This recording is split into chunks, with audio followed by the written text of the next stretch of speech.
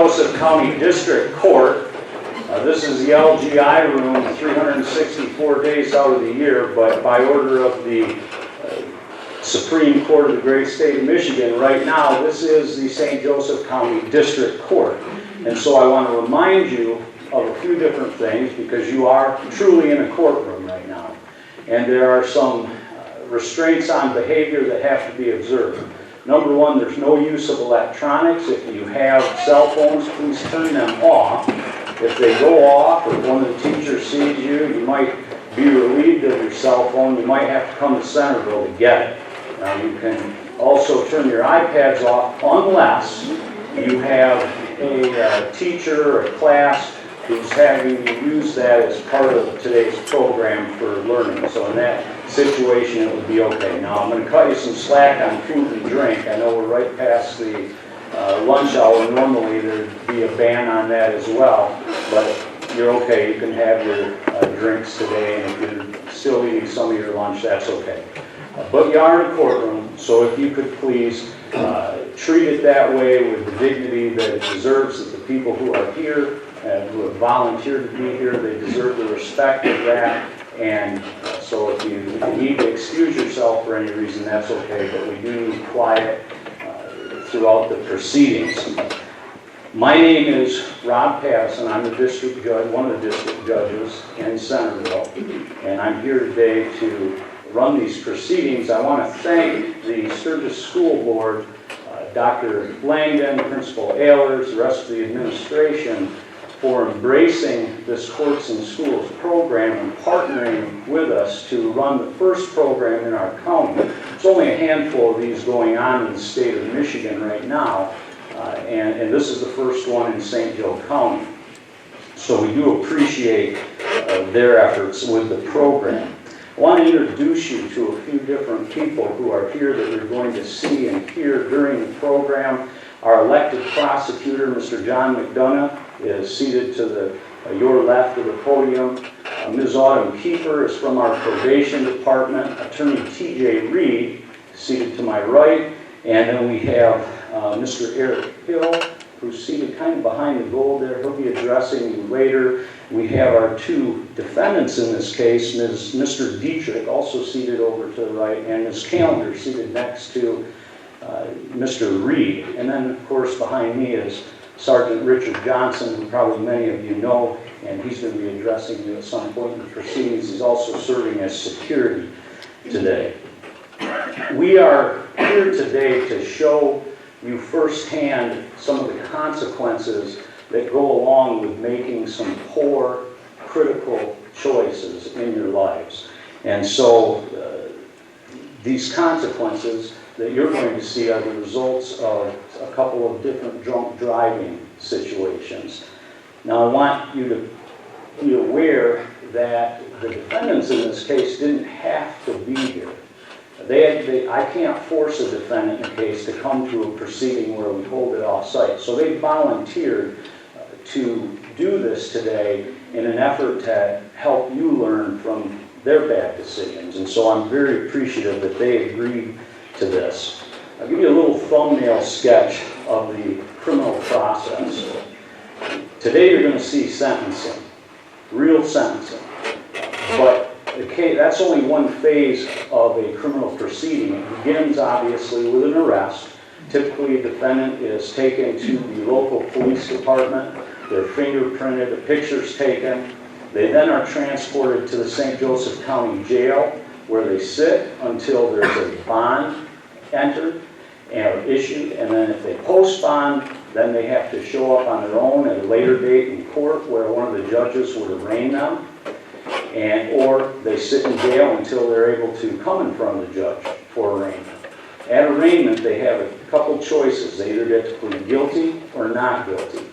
If they plead not guilty, then the typical next step is that there'll be an attorney appointed or they'll hire someone, and they will come back to a pretrial where the prosecutor and the attorney will meet and perhaps negotiate a plea. If they do, then there's a plea entered that day. If they don't, the matter's scheduled for trial. So there's two ways for somebody to be convicted of a crime. One's by plea, The other is by trial, and that trial can be in front of a judge or a jury, and in that circumstance, it's up to the prosecutor to prove the guilt of the person charged with the crime beyond a reasonable doubt. You're not going to see a trial today, as I said. You're going to see sentencing. Both of the defendants who you'll hear from today entered guilty pleas to a drunk driving offense. And so this is going to be the sentencing stage. The second part of the program is going to be what would normally be referred to as a victim impact program. And you're going to hear from a couple different people who have been involved from one aspect or another in a drunk driving situation, and they're going to share with you exactly what they experienced in that situation.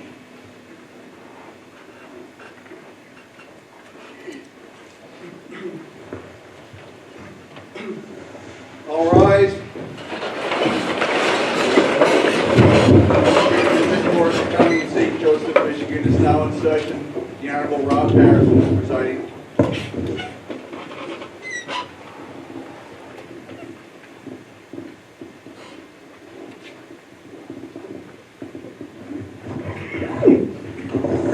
Please be seated.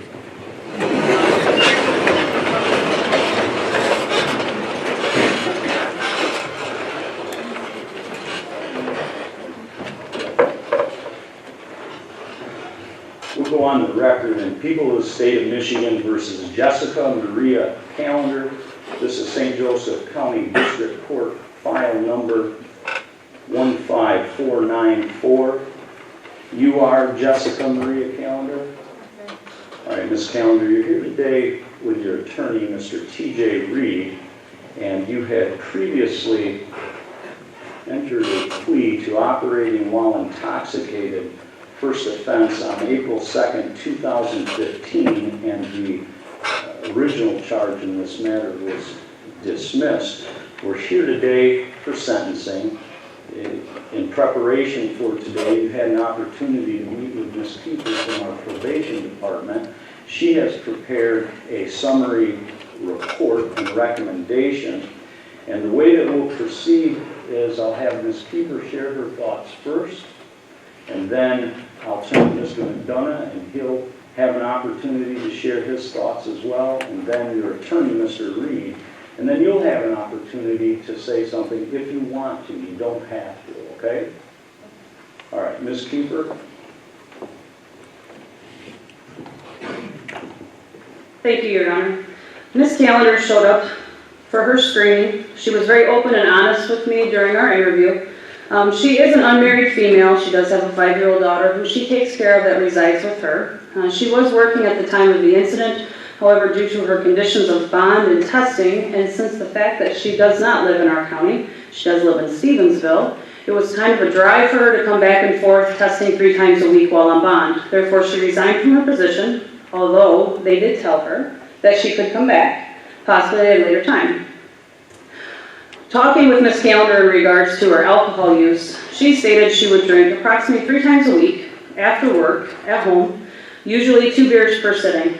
She said she normally would buy a 6-pack at the beginning of the week. It would last her all week. Her father has some alcohol troubles. She does have alcohol family members that she has grown up with.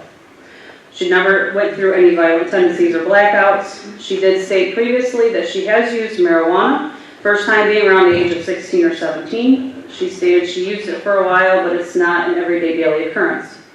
Speaking with Ms. Callender on the day of the offense, she stated she was drinking the night before. She went to South Bend with her brother for his birthday. They went to a hotel which she could not remember the name of. She was actually on her way to Grand Rapids to visit a friend that day. She got lost. She stopped for some food in Three Rivers, and there's where the arrest occurred. She does have remorse on that day of the offense. She is remorseful for getting this DUI. She stated that since she's been speaking with a counselor since this offense, she drinks nothing. She has stopped the tolerance. She is totally committed to her sobriety. She understands there are sanctions for her actions, so she is aware of that and understands what those could be. She has been speaking with Candy Rutherford at Riverwood Center SUD Services. She did have an assessment completed, which I have a copy of. It was given on March 16th. From that, she has had 4 sessions with Ms. Rutherford, and she is continuing those sessions. She has not had any missed or any no-shows, although she did have one rescheduled on April 14th. I feel Ms. Callender understands the severity of this offense. However, with her being in Stevensville, it is far of a drive for her to be on a probationary period. She did score out on a sentencing guidelines 2C2. However, since receiving the facts this morning and having completed 4 sessions, that would drop her down to a sentencing guideline sheet to a C1 instead of a C2. I would go along with my recommendation of 9 days jail, credit 4, leaving 5 days to serve, no probation, and fines and costs as directed by the court. Thank you. Thank you, Ms. Keefer. Mr. McDonough? Thank you, Your Honor. Again, I share with the court thanking these 2 defendants for being here today. Just reviewing their pre-sentence report, there's a couple of things that really perplexed myself. First is that she has a prior, and that's from 2010. Obviously, she didn't learn her lesson the first time around. Secondly, her story doesn't make a whole lot of sense to me. She ended up at late morning, early afternoon in 3 rivers at a .17, .18, over twice the legal limit. And she said that she stopped drinking approximately 7 or 8 hours prior to that. And knowing what I know about drinking, Your Honor, that would make her blood alcohol level ridiculously high if her story is true. If it's not true, she had been drinking earlier in that morning and just did not tell the court the truth. I understand that the court has its sentencing guidelines, and I understand that she isn't a great candidate for probation because of the distance that she lives away from our county. I have looked at the recommendation. I understand that it's 7 to 9 days, and that the 9 days is what Ms. Keefer is recommending. I think that based on her past, based on her actions in this case, the recommendation of my office would be 20 days in jail, credit for what she's already served. Thank you. Thank you, Mr. McDonough. Mr. Reed? Thank you, Your Honor.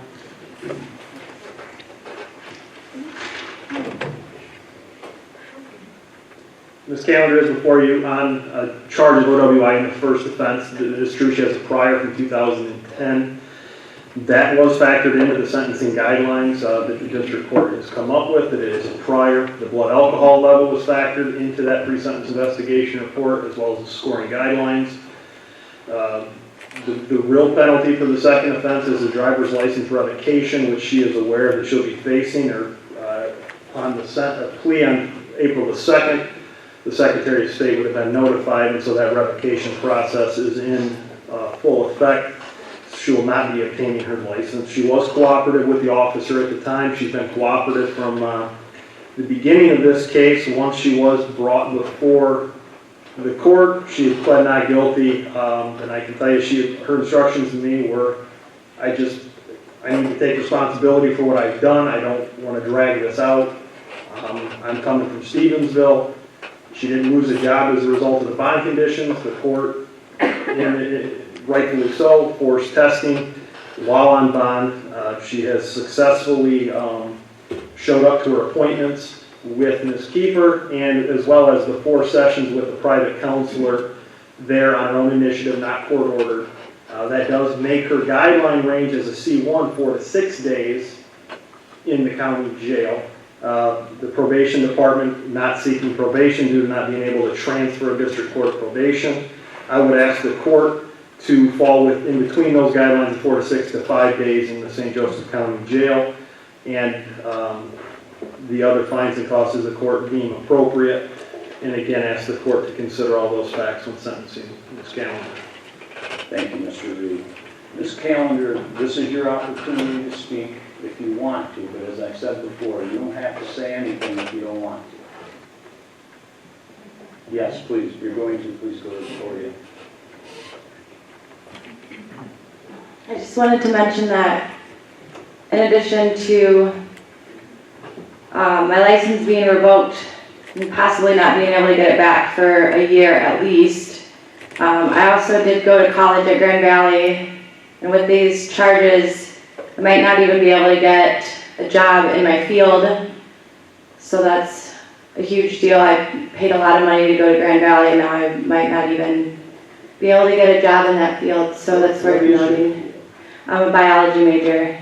I was looking a lot into working for the state of Michigan, which is might not no longer be possible for me. So I wanted to mention that also, and that I am extremely remorseful for the decision that I made, and I'm ready to take full responsibility for it and accept the sentencing of the court. Thank you, Judge. Thank you. Ms. Callender, when I read through this yesterday, I thought, you need probation.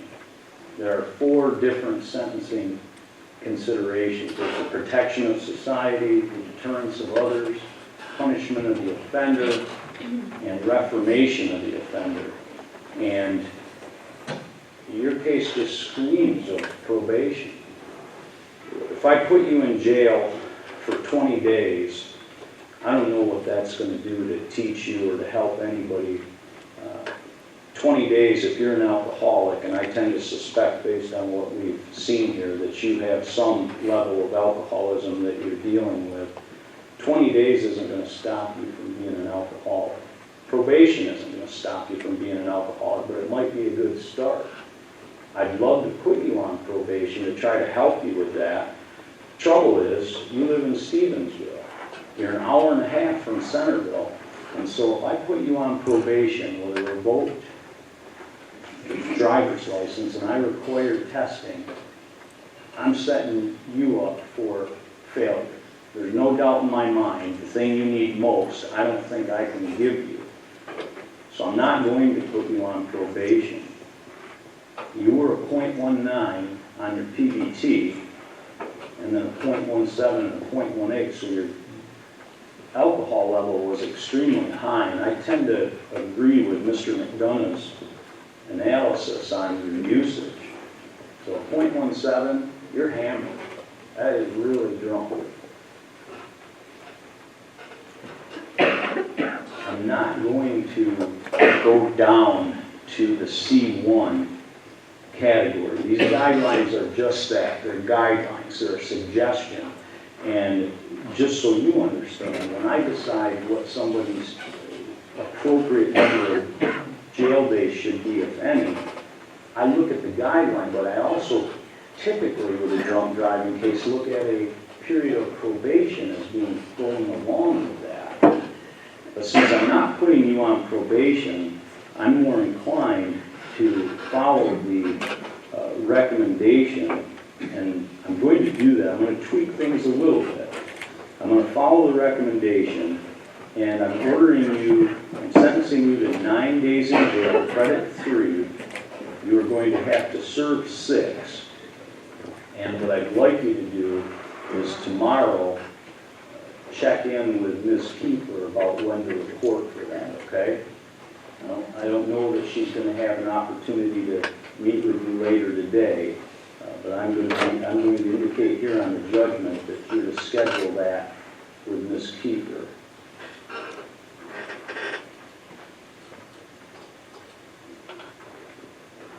So you leave 6 days you need to serve. There's a state minimum fee of $50, crime victims' right fee of $75, a fine of $150. Now you volunteered to be here, and you didn't get any promise for any leniency for doing that.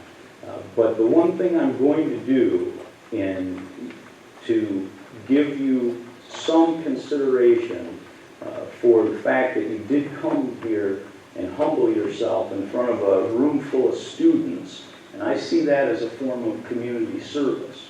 And so because you did that, I'm going to reduce a significant amount of fines down to a fine of $150. That's going to save you a lot of money. Your screening fee is $50. The total of everything is $475. You posted a bond that's going to satisfy that, so you're not gonna have anything more to pay. I am gonna order, I wanna see you attend our victim impact panel. All right, that's one thing I do wanna see you do.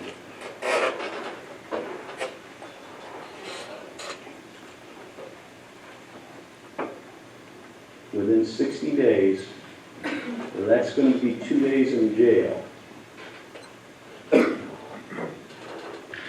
When you had your first drunk driving, did you attend the alcohol highway safety education class? I went to something where, I don't know what exactly they called it, but it wasn't a victim impact panel, but they said, I'm not sure what it was. So they talked about, everyone shared their stories, and then the woman that was running it, talked about the consequences of drinking and driving. And also, Sounds like you kind of went through something along this line already. it was not victim impact panel, but I did not do that. All right, I'm also going to order that you do 16 hours of community service.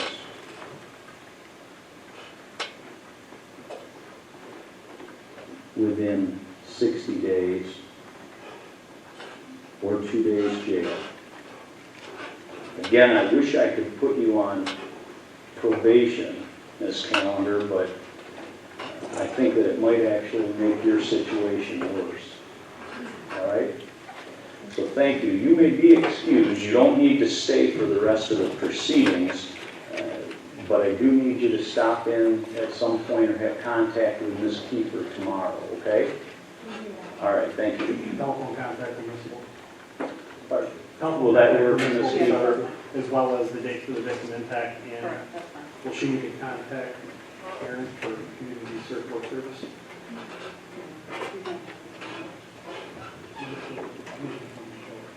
Well, I'll tell you what, with that, I don't know what you've got going on tomorrow, and you might not have expected that aspect of this. So why don't you call tomorrow and try to get it scheduled when you can talk to her. And about your community work service. Now typically, I require that in this county. I'm gonna let you do it in your county, okay? All right, thank you.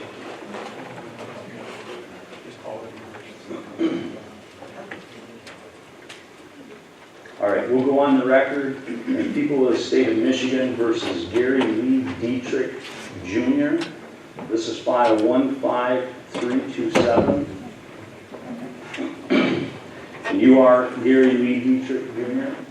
All right, you're here today with your attorney, Mr. T.J. Reed, and you also had previously pled guilty to operating while intoxicated, and there were some other charges dismissed. That plea was entered April 2nd, 2015.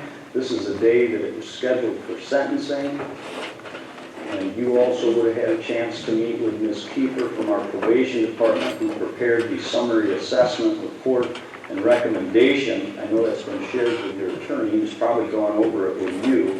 And we'll proceed the same way with your case as we did with Ms. Callender's, with Ms. Kiefer going first, then Mr. McDonough, then your attorney, and then you also will have a chance to address the court if you want to, but you don't have to, okay? Yep.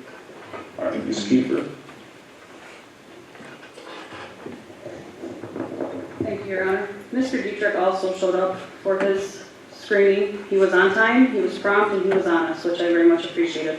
This is not Mr. Dietrich's first alcohol-related offense. He had an OWI first in 2012. For that sentencing guideline, he had 4 days in jail.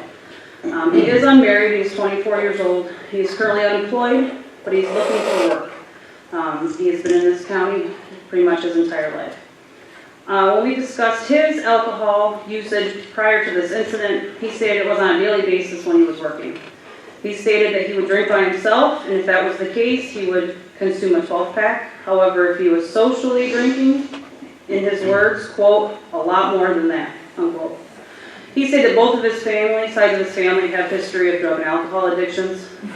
So he does come from a background where it's been around his entire life. On the day of the offense, he said he just got his taxes back. He decided to go up to Curly's Bar in Poland. He started drinking around noon. He was at the bar until approximately 6:30 that evening. Now, he did state to me that he walked to the bar from his residence and he walked home from the bar. However, once he got home, he decided to drive to a friend's who was in Sherwood. He stated to me that while at the bar, he consumed 10 24-ounce beers, 5 double Jack Daniel and Cokes, and a couple shots of tequila and Jack Daniels. So he had a significant amount of alcohol in a 6.5-hour period. When he got home, he got in his vehicle, he went up to Shell gas station in Poland, he purchased a 30-pack of beer, and proceeded to his friend's house in Sherwood. He said while he was en route there, he noticed a vehicle was behind him, following him, so he tried to, what I would call, lose the car, because he wasn't sure who it was. He got lost, hence how he got pulled over. He said when he got pulled over, he didn't even know what county he was in. So he was pretty drunk. Again, quotations that he stated to me. He said when he got behind the wheel to drive, he actually couldn't tell me how he felt because he didn't remember. His thought of remorse, he said he just regrets getting behind the wheel to drive that day. He has been testing at DRC 3 times a week for drugs and alcohol. Has not had the best bond conditions. He went in testing positive on February 13th for marijuana. His levels did decrease on marijuana. However, he tested positive for alcohol on March 30th. On April 6th, he tested positive for methamphetamine, an unconfirmed, yet to be confirmed, presumptive positive alcohol screening. And he was also diluted, which was his second. Mr. Dietrich was taken from my office for 7 days for the bond violation. He did score out on the sentencing guidelines to a C3, which is 20 to 25% of his max jail. Including the 7 days he completed for his bond violation, he has currently completed 9 days in jail. And he has posted originally a $650 cash bond. My recommendation is 23 days jail, credit 9, leaving 14 days to serve. No probation. And the reason for my no probation is Mr. Dietrich and I discussed sobriety court, and he told me that it was too much and he would not be able to complete it. It was a lot of hoops to jump through, and he did not want it. Also, fines and costs is directed by the court. Thank you. Thank you, Ms. Keefe. Mr. McDonough? Yeah, thank you, Your Honor. In reviewing Mr. Dietrich's PSI, would certainly like to point out, I believe he was far more honest with the agent than the last sentencing we did. And it was honest to a point where it was kind of scary. Doing the math, 10 24-ounce beers would be 20 normal beers, 5 double Jack Daniels and Coke, that's 10 shots, and a couple of shots of tequila and Jack Daniels, so let's make that 14 total shots and 20 beers. Kind of disturbs me that he was served that amount of alcohol at a local bar, but that's neither here nor there. And then, the scary thing is he made it home. Instead of going to sleep, he chose to buy a 30-pack of beer and try and head to a friend's house, which thankfully he was stopped and no one was hurt, and appreciate the fact that he was cooperative when taken to jail. However, he has done a very, very poor job while on bond. I can tell you, had he been on felony probation, felony bond, more than likely he'd be here in handcuffs today, Your Honor. His bond would have been canceled for these multiple violations. But the methamphetamine is scary, the alcohol is scary, and it's clear Mr. Dietrich's not taking this seriously. He's not taking his sobriety seriously. He's not taking the court's orders seriously, and quite frankly, it offends me. He needs probation, period. He needs sobriety court, which, I know my office supported that, and he just says he can't do it. Your Honor, my recommendation would be that the court should place him on probation prior to him being on probation, that he get 45 days in the St. Joseph County Jail for his offense and his behavior since he was arrested.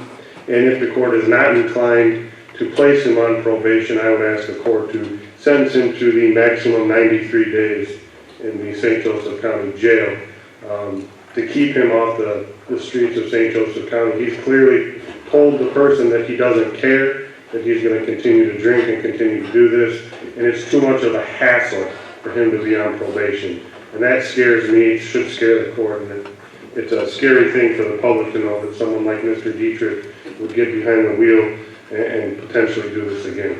So, Your Honor, I think a very stern, harsh sentence is warranted in this case. Thank you.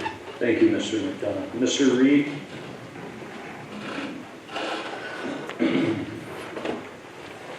Thank you, Your Honor. It's clear Mr. Dietrich has an alcohol problem and substance abuse issue. That's clear by the amount of alcohol he drank on the night in question. To get to the level that he was at and the amount that he consumed, that's not by accident, that takes practice, and clearly he's had a lot of practice at drinking. He has a prior offense, he has other prior alcohol offenses. Alcoholism runs in his family. I agree with Mr. McDonough, he needs probation. I'm his attorney, I know he didn't sound like he wanted it at first. And I didn't take it as he didn't care. Its sobriety court carries a lot of obligations. Number one, Mr. Dietrich does not have a driver's license. He is dependent solely on other people for transportation and rides. Ms. Kiefer explained to him sobriety court requires treatments, classes, attend additional testing, and other expenses. He's unemployed, he has no money to pay for those services. And I think he was honest to the fact that he said, you're setting me up for failure, I can't do it. I think if you could snap your fingers or give him a magic pill and he'd be done drinking and done being addicted, he would do it. Unfortunately, that's just not the way things work. I did speak with him after receiving the pre-sentence report, explained to him my thought was he probably should have probation, that the court's not inclined to just throw their hands up and wash their hands of a 24-year-old that clearly has a substance abuse issue. And I believe that he needs the help and that the court should not turn their back on him and just say, we'll see you when you come back for your next offense or you're driving suspended. Because clearly that's what would happen. Mr. Dietrich would be back on a driving suspended charge, if not something more serious without help.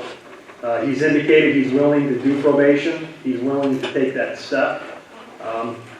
Again, and the reason for the enhanced probation was he said, I know myself and I don't want to set it up for failure. I'll just end up doing more time and wasting everybody's time because I don't believe I can do it. I would ask the court to fashion probation to where if he does become successful, that they would have the option to place him into sobriety court if he gains that confidence as time goes on. Every day of sobriety gains you new insight.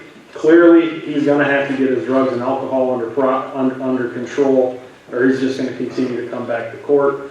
I would ask that the court follow the recommendation with some deferred jail to force the issue, to give that compliance, to know that if you don't comply, it's not going to be a 7-day sentence. You're going to do the 23 days or the balance thereof. So I would ask the court to take that into consideration and recognize this problem, recognize the bad decision, but his willingness now to take probation and try to seek some help. Thank you. Thank you, Mr. Reed. Mr. Dietrich, is there anything you'd like to say? And again, you don't have to if you don't want to. All right, thank you. Well, I was concerned when I saw the notice come in for the positive meth test. And I came about that close to canceling bond and saying, fine, you can sit and we'll move your sentencing to a different point. I didn't do it because I thought, well, we're only a couple days away. You're going to sit for 7 days, which is our standard that we use, and I deal with it today. So you're on bond already and you had more trouble. But that doesn't come as a surprise to any of us who deal with people who have addiction issues. If it was as simple as just telling someone stop, then we wouldn't have half the problems and more than half the problems we have with people in the court system. But when I read the report and I saw that you said, I don't want probation. Well, this isn't a negotiation. You don't get to say what your penalty is going to be. And I was disappointed because they're not going to want you in sobriety court unless you're ready to be there. You need to be in sobriety court. It's a tough probation. It's far more difficult than our standard probation, but that's where you need to be.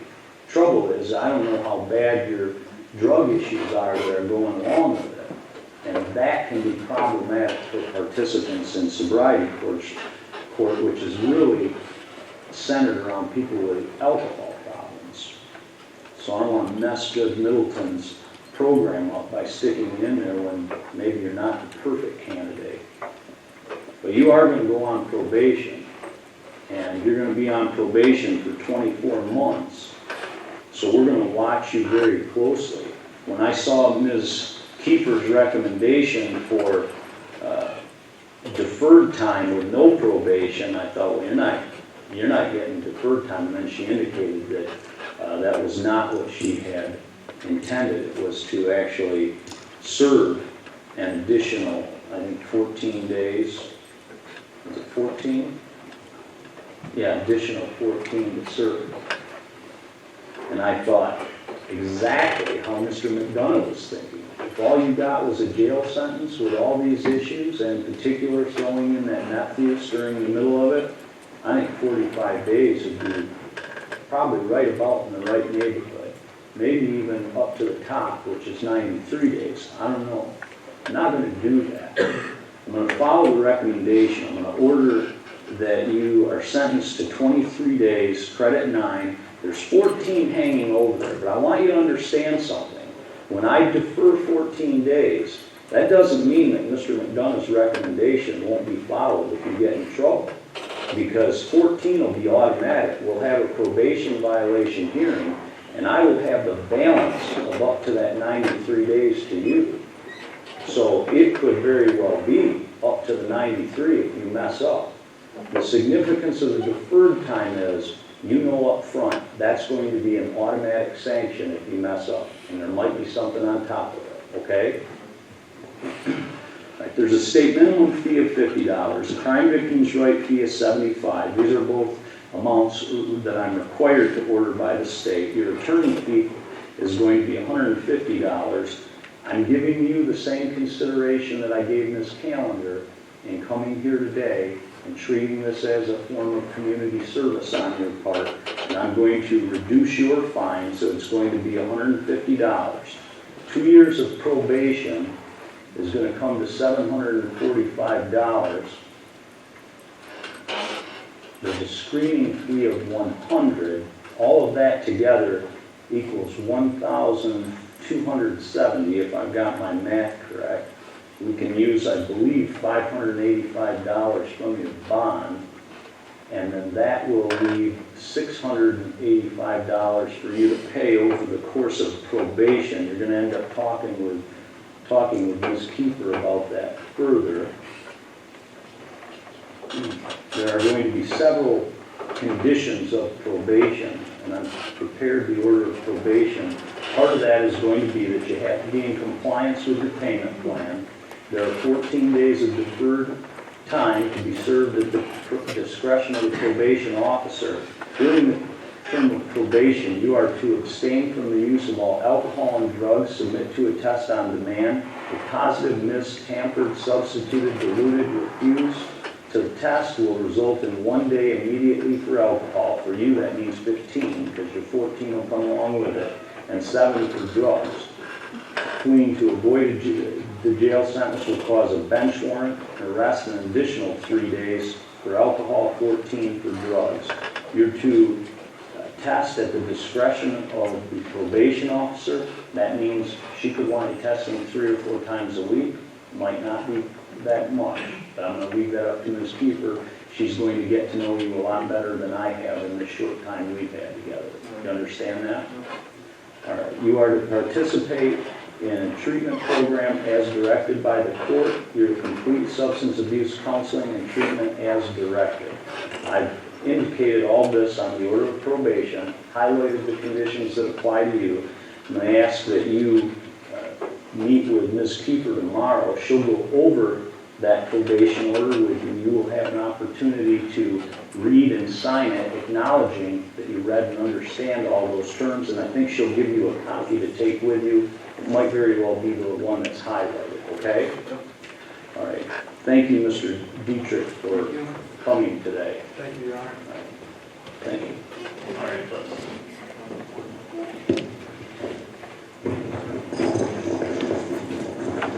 Mr. Reed, could you maybe slide that table back to Mr. McDonough?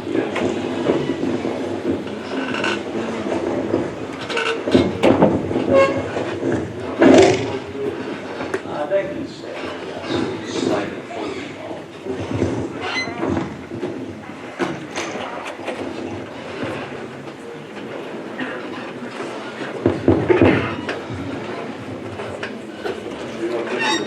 That'll be on.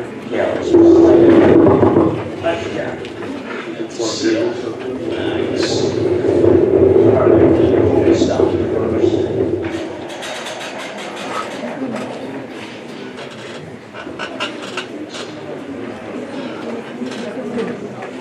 All right, can we have the slide? All right, in case you missed it, I want you to take notice of the costs that are involved with a case like this. Now, one thing you're going to notice that's different is the reduction, the consideration I gave the people for participating today was to reduce their fines. But I want you to see what it might cost someone to go through this type of situation. Towing and storage of your vehicle, probably looking at about $125, $125 driver's license restoration fee. That would come into play after you've gone through your period of suspension.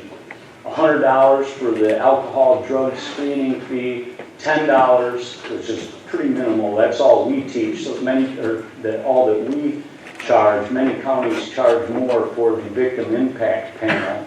The alcohol state highway safety course, $90.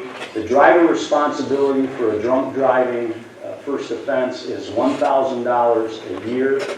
Fines and costs and probation, that $1,500 is probably actually a little bit low. You're probably looking closer to around $1,700 or $1,800 for a probation. High risk auto insurance, $12 grand. So that's pretty realistic. Police recovery costs, a lot of times you're talking $150, could be $200, $250, and then attorney fee. Mr. Reed was appointed in this case, but if you retained counsel, $2,500 might very well be on the low end of what you would pay. So as you can see, it is way over $15,000 in costs that just one drunk driving offense could cause you. And of course, that doesn't take into account all your time involved. With probation, you're coming to the courthouse at least once a month. You are going to test, and you pay to test each time you go. So there are a lot of other things, attendance for any treatment, that those are all additional costs that go into this. Now, how many of you think that either of those two defendants are lucky? You raise your hand if you think they were lucky. Yeah. They actually are lucky. They're lucky because they were here today. We didn't have to go to a funeral for any of them. They didn't go to prison because they maybe killed someone or maybe injured someone to the point where they won't get better.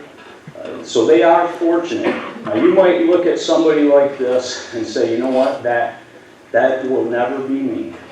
At your age, I don't know that you think you're bulletproof, but certainly when you're younger, I think it's very common to have this idea that will never be me. Let me show you a few statistics. And these are from the National Academies of Science, the National Highway Traffic Safety Administration, SAD, and Liberty Mutual Group.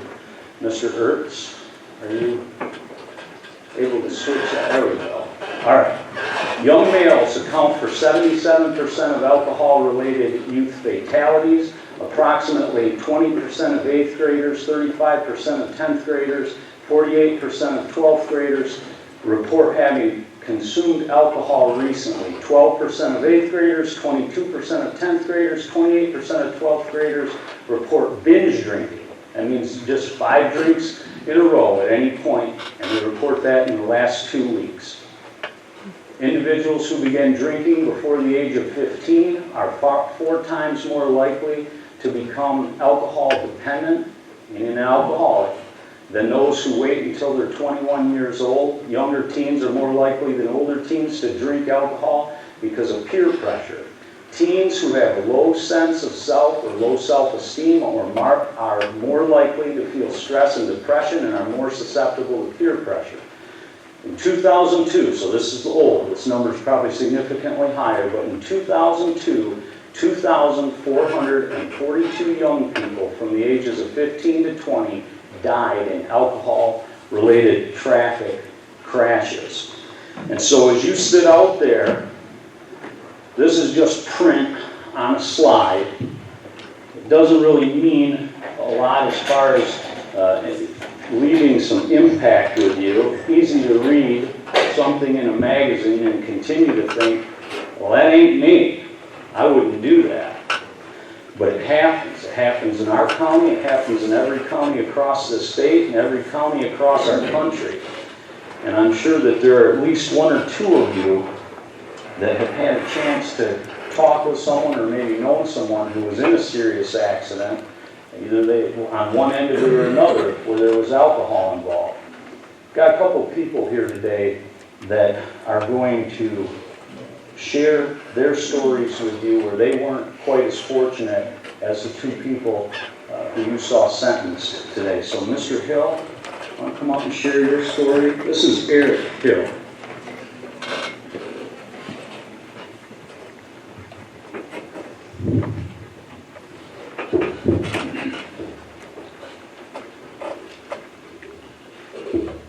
I want to thank you all for being here today. I hope it really hits home to some of you that may be experimenting with alcohol, trying it out, maybe drink on the weekends with your friends. I know that's what I did a lot. And before I start, I just want to thank God, Father of our Lord Jesus Christ, for new life through Christ, and forgiveness and strength to be able to stand up here today. I can do all things through Christ who strengthens me. As Judge Patterson said, my name is Eric Hill. I was raised in White Pigeon. Some of you might know where it's at, just down the road. My family moved there when I was 5 years old. In high school I ran track, played football and basketball. We ran here a couple of times. I believe we broke the 800-meter relay record here, actually. I didn't do too good in school. I didn't do too bad, but I didn't do too good either.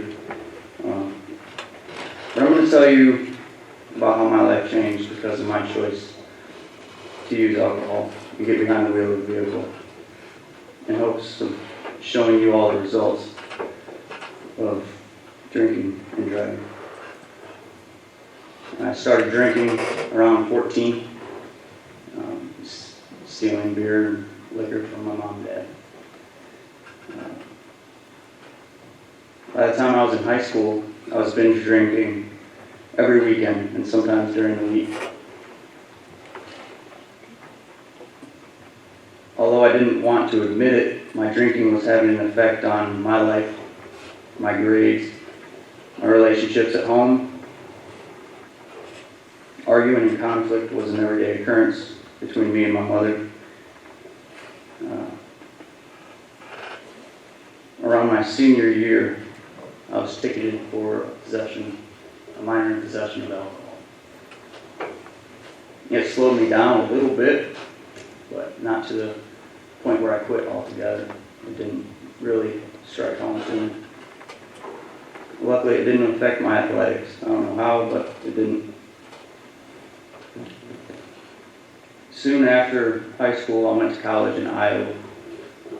The drinking didn't slow down. It increased. I remember one day when I was there, I woke up in jail. And there was blood on me. I didn't know how I got there. I didn't know where I was.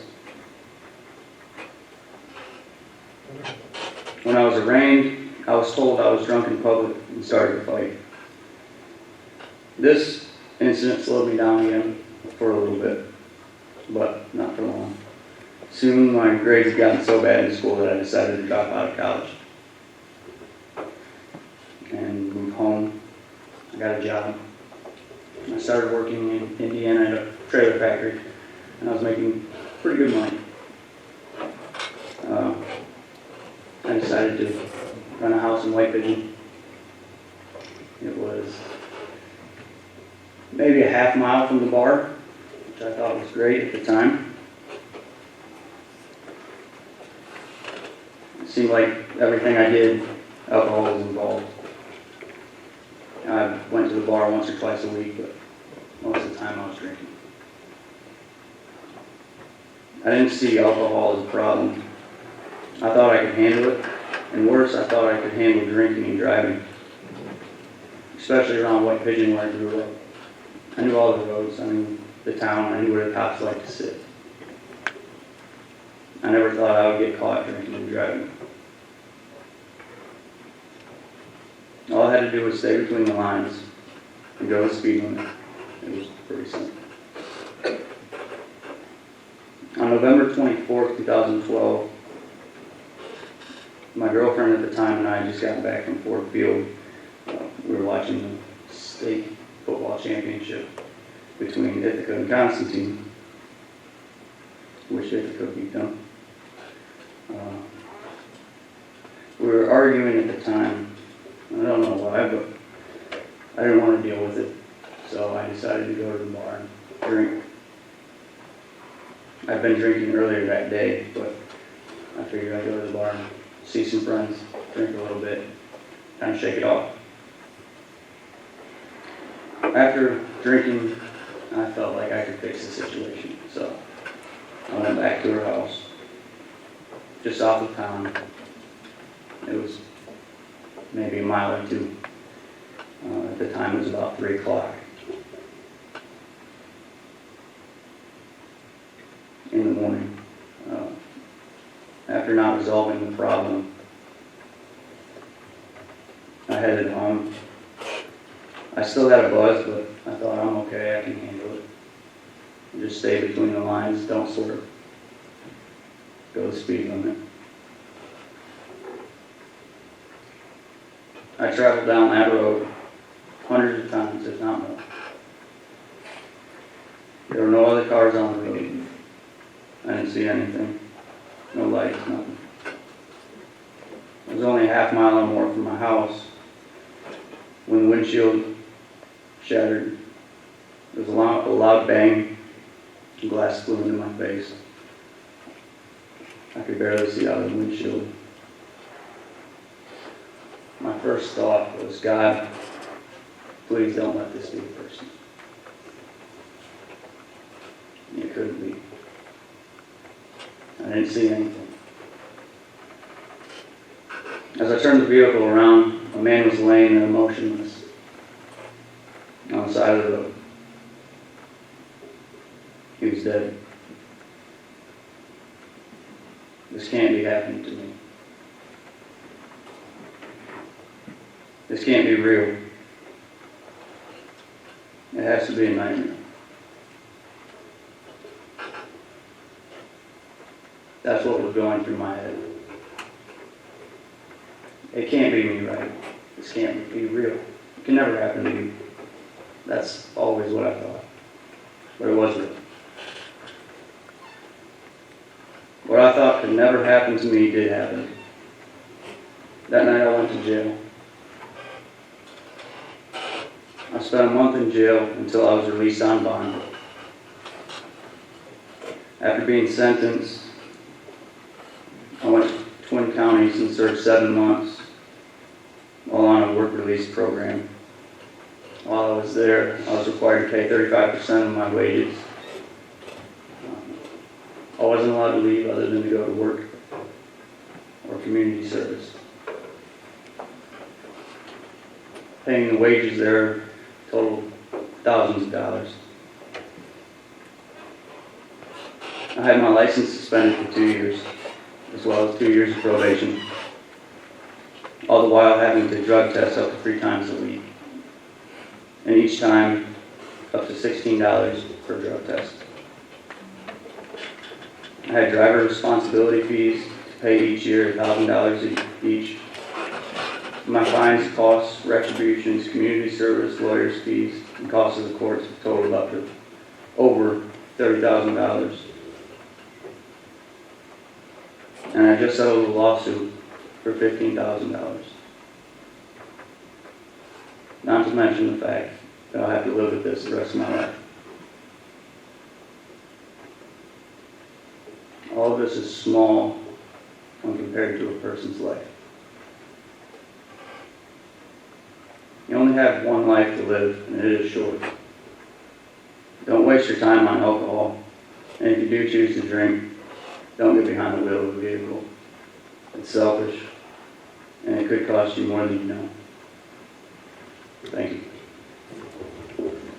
Thank you, Eric. Our next speaker is Sergeant Rich Johnson, who I've known, I don't know how long, long time. Quarter century is his name. Sergeant Johnson. Good afternoon. My name is Richard Johnson. I'm a police officer for the city of Sturgis. I currently hold the rank of sergeant. I started my law enforcement career in 1988 working undercover as a narcotics officer in the Kalamazoo area. Came to work for Sturgis in 1990. Been here ever since. Sturgis is my hometown, much like you guys. This is your hometown. Born and raised here. As a police officer, I've seen the effects of alcohol.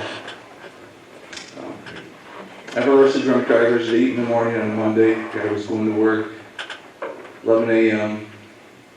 on Thursday, going to Walmart. Easter Day at 2, coming back from church. Christmas Eve at 11, headed out to church. That's in this town. That's every hour of every day. Every 23 minutes, a drunk driver kills someone in the United States. So that means during this time frame that we have together, well, several people will die. How many student athletes do I have in the room? Just raise your hand. How many people here get good grades? Okay. Thanks for being honest.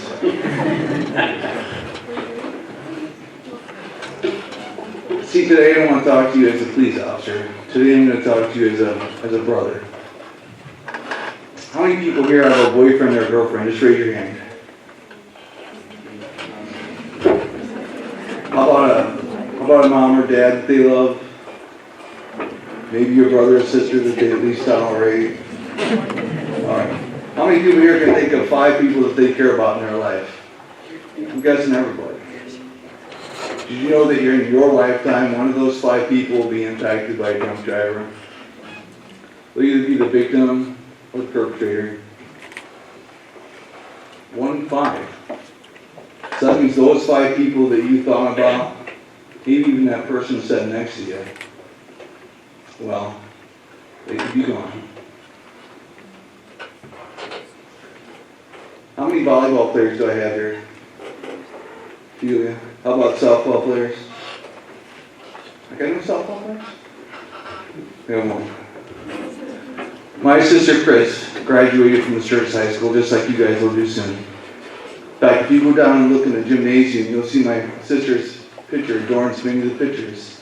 Twin Valley Championship this, district that, the coveted state championship in volleyball. 1988, her team went all the way. In fact, they were so good they got to go to Russia that following summer. That's how good they were. My sister had her whole life mapped out, just like you guys are starting to do. Probably some of you already been accepted to college. Figure out what direction your life is going. You've got it mapped out. Well, she had it mapped out too. In fact, she won an academic scholarship to Grand Valley. Same college that lady went to. Right? She was going to get her bachelor's degree in psychology, take a couple years off, join the Peace Corps, come back, finish up, get her master's. She wanted to work with kids. She wanted to be a coach. I mean, my sister was a 4-year starter in softball, 3-year starter in volleyball. She was an athlete.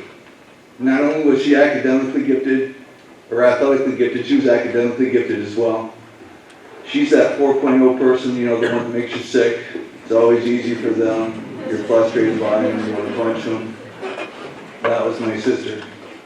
She was just spot on smart. Well, that all changed on July 24th, 1992, when my sister was hit by a drunk driver. See, the story really starts the day before. Her car breaks down. She's got a cool car, right? It's a 1982 Toyota Celica. 3 things make it cool. It's got a sunroof, the 6-shift, and a sound system. Hey, what more does a kid need, right? The problem was it was a piece of crap, and it kept breaking down, right? And that's my job as brothers to torture her soul with that. I mean, how many people here have siblings? All right, how many people ride their siblings a little bit, rib them a little bit, give them a hard time? That's the cool thing about being a brother. That's what you get to do, right? Well, how many people here would have their back if it was go time? That's right. You guys would be there for them, because that's what you do with family. Well, that's because you love them. So that's what I did. I had my sister's back. I let her use my car. She got her car fixed. And then the plan was my mom was bringing my car out to my house where I lived out on by Big Hill. And she was going to follow in her piece of crap car, pick her up, and then they were going to go have ice cream. How many people ever had ice cream with mom and dad? Yeah, you can't beat that, can you? It's just the greatest thing. Well, my mom shows up. After about 15 minutes, I get the old, "Hey Rich, where's your sister at? I'm getting worried." You guys have all heard that, haven't you? Mom, I was worried about you. There's a reason for that. So I said, "Okay, Mom, I'll go look for her," thinking her car just broke down and it's a piece of crap. And when I find her, I'm going to give her a hard time. Because that's what you do. You're right.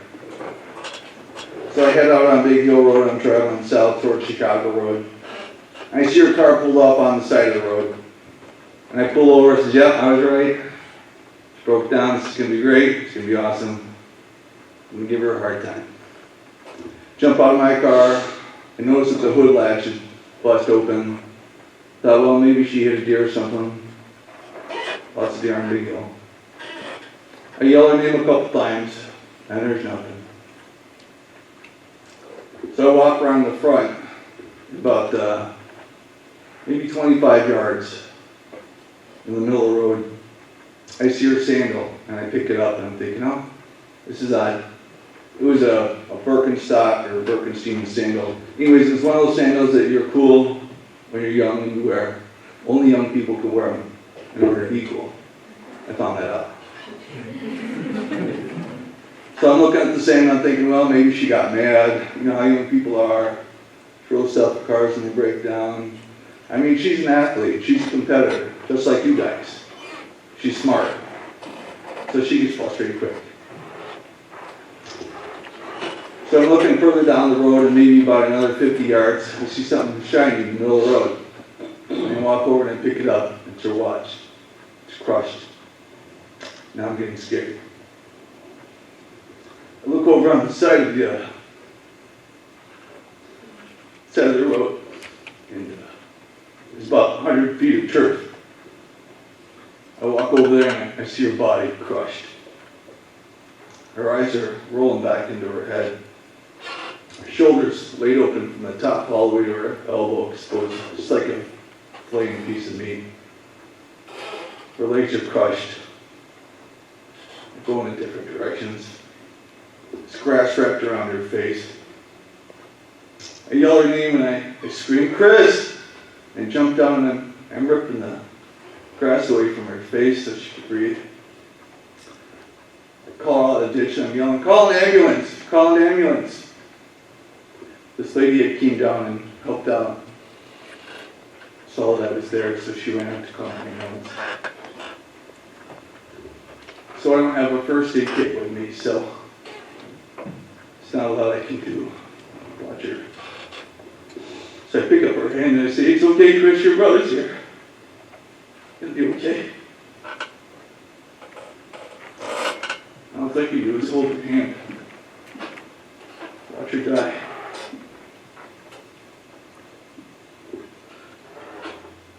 I was probably there maybe 4 minutes, 5 minutes before the first wave shows up.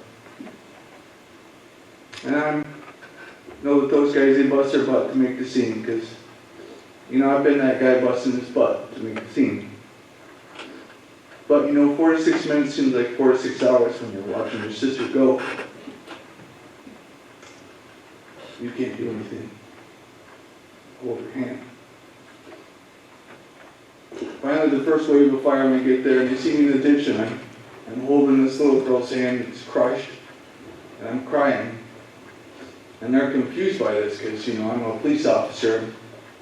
I'm supposed to be tough, you know, Superman, Teflon. So they want to know why I'm crying. I'm like, "This is my sister. You guys gotta save her. I need my sister to be a part of my life. I don't think I could live without my sister. I can't take the pain anymore, and I crawl out of the ditch. And I stagger to my car, and I'm leaning up against it, and the first wave of cops show up. And I know who they are. And they know me. And they're confused because I'm crying. And they want to know why I'm crying. And I gesture to the ditch and I say, "That's my sister." And I think my mom's back at my house. She's waiting for me to bring my sister home, because they're going to go have ice cream. Who's going to tell my mom? Who's going to be that person that goes to my mom to tell her about her daughter? Well, I can't do it. I tell my sergeant, I say, "You got to go to my house. You got to tell my mom." I can't do that. So they load up my sister, and I drive to the hospital. I actually beat the ambulance there. And then my mom and my sister actually arrive at the hospital about the same time. And my mom, well, she wants me to be a cop. She wants to know the who, the what, the where, the why. Why would someone do this to my baby? Why would they just leave her there? But I don't want to be a cop. I just want to be a brother. I just want to go into that room and hold her hand, pray for her. Tell her it's going to be okay because her brother's here. Well, she's so bad off that they airlift her to Bronson Hospital and she lapsed into a coma. She's in a coma for 4 days. Thinking, well, what happened to the drunk? Well, the drunk driver was coming back from the local bar. It was his friend's birthday. But see, he was on a restricted driver's license because, well, he'd been arrested once already for drunk driving. And they put it down to impaired, and they gave him a restricted driver's license, which is to and from employment, to and from hospital, to and from grocery store. It was not to and from the bar. But that's what it was. See, he actually only lived just up the road on Arthur Street. He could have gone right down US 12, but he was worried about getting caught. So he cut down Big Hill. He was going 55 miles an hour when he impacted my sister. It was broad daylight. He caught her right at the knee. devastated. Her face literally implanted right where the steering wheel was at. When they found the vehicle, they found chunks of my sister's skull embedded in the glass. My sister's skull. She rode there for 100 yards. That's a football field. For you football field players, you know how far 100 yards is. That's forever and a day getting down from one end to the other sometimes. He cranked the wheel hard to the right. She rolls off in the ditch. And he just keeps going. He's got his girlfriend with him. They get up to Fawn River Road, Big Hill, and they trade places. They drive another 150 yards, and at Lakeview Street, she dumps him out and says, "Walk home. I'm going to go hide the car." He's so drunk that he's literally staggering down the middle of Lakeview Street, and an old guy picks him up because he's concerned that he's going to get hit by a car. How ironic is that? The investigation revealed that he'd been at the bar for about 2 hours. He consumed 11 drinks in that 2-hour time frame. He's your average male, 5'9", 150. So he was hammered.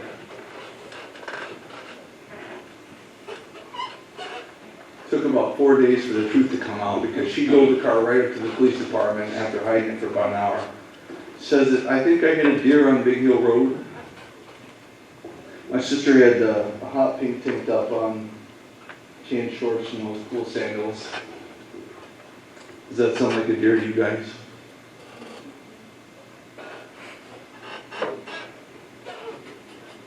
So they charged him with a felony leaving the scene because they couldn't charge him with drunk driving, felony. Charged him with 3 other misdemeanors. Pled guilty, got sentenced to 4 months. And my sister, well, for 4 days I sat by her bedside and I prayed to God, "Please, don't take her. I'll do anything." And she finally woke up. She didn't know who she was, didn't know where she was. She punched my mom. She had no clue. Took her a whole year just to learn how to walk again. A whole year. I think, well, I bet you the drunk driver, he probably learned his lesson. I bet she never did that again. Well, that's not the case either. Well, 4 years later, got arrested again. This time he pushed his car into a tree. Didn't hurt himself. Totaled out the car. Thinking, "Oh, surely, well, that's 3 times in 6 years. You probably got the message." No. Did it one more time. You know, up until he recently passed away, he lived in this community. He was out there driving with you guys, with your mom and dad.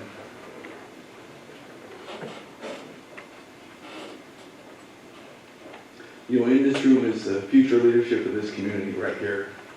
You guys are it. You guys will impact your peers way more than I ever will. I look out into this room and I see potential. You guys can impact those around you far greater than I ever will. It only takes one person to say, "Hey, this is a good idea.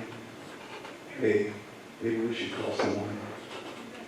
I'm not so gullible to think that you'll never consume alcohol during your time frame here between now and college.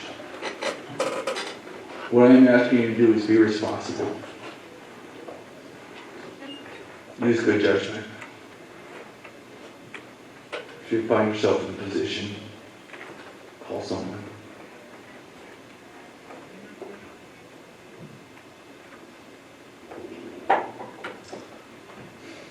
You know, the hardest thing for me is see that my sister's never gonna be an athlete. She's never gonna realize those dreams she had. Oh, she went back to Grand Valley. Took her almost a year to finish her last semester. Because it was all hard now. She had a closed head injury. Still affects her to this day. She walks like an old lady now. She'll never be an athlete again.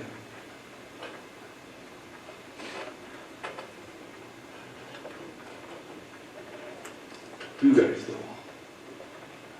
you have a chance to make a difference.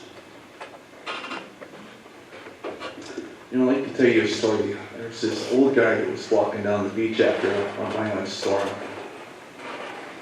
surveying the damage. And up in the distance, you saw just a boatload of starfish on the sand. You saw this little boy picking up starfish and chucking them back into the ocean, one at a time. So we stood there and watched for a while in amusement. Finally, in frustration, he went down and he talked to the little boy. He said, son, you're not going to save them all. There's too many. The sun's coming up. They're going to dry out. They're going to die. You can't save all of them. And the boy looked at the starfish he held in his hand and he chucked it back in the ocean. He says, yeah, but I can save that one. That's you guys. You guys have the opportunity to save that one. Maybe yourself.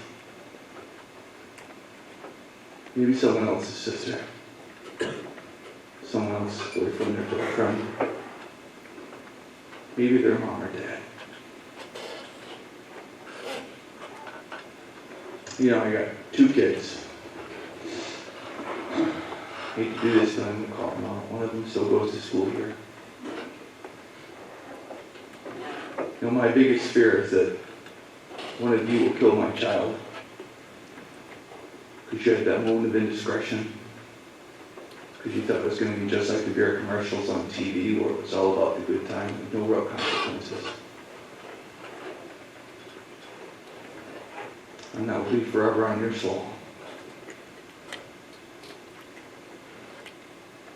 I just want to say thanks for giving us the opportunity to share with you today. I know this is a lot to take in. But think, when you go home, hug your mom and dad. Hug your brother and sister. Because it just might be the last time. Thank you. Thank you, Rich. You have seen 2 sentencings where you've had a chance to see the consequences that come from the law enforcement side of things, and then you've heard from 2 people, so you've had the chance to see the repercussions of this type of situation that go well beyond and are far more damaging than anything that's going to ever hit your wallet. The reason we're here today is to show you some of these things real life, up close and personal, so that it will have some impact on you, so that you might think of some of these things when it comes time for you to make some critical life choices. I don't know how close you are with your parents, but one thing you really ought to think about is that if you are out drinking or you're with somebody who's drinking, is there someone you could call? Can you call your parents? Have you talked to them about the potential for this type of situation? Could you call and say, I need help. I've made a bad choice. I need a ride. As a parent myself, that phone rings at 3 in the morning, I'm going to be hot. There's no question about it. First thing I'm going to think is, uh-oh, what's wrong? And then if I got that type of call, no question, I'm not going to be happy. But hopefully, from the time it takes me to get from my house to wherever I have to go, I've got the good sense to reason through and think, you know what?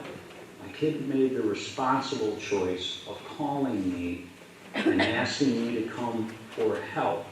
And even though there might be an issue that one of my kids would have to deal with after the fact, I'm going to be proud of the fact that they did the right thing, and instead of driving or riding with someone who'd been driving, they asked for help. If you haven't had that talk, we really urge you to talk to your parents or whoever you have that's an adult that you're close enough to about these types of things. That type of call, as disappointing as it may be as a parent, pales in comparison to the call that says, I'm in jail, can you come pick me up? Or the hospital calls and says, we got your kid on a slab, can you come down and identify her or him? That's a lot better. So you can listen to these, and again, the idea is to bring you something from the community so that it's real to you. You still might have that perspective that this will never happen to me. You're all at probably about the brightest spot of your lives right now. The future's in front of you. You're going to have a lot of choices to make. You're laying the ground for where you're going to be the rest of your life. And more, you're making those critical decisions that impact how things go. It's our hope that some of this will have been beneficial to you to help you make some of the decisions in the right way if you're faced with this, rather than the wrong way that some of the people you saw today.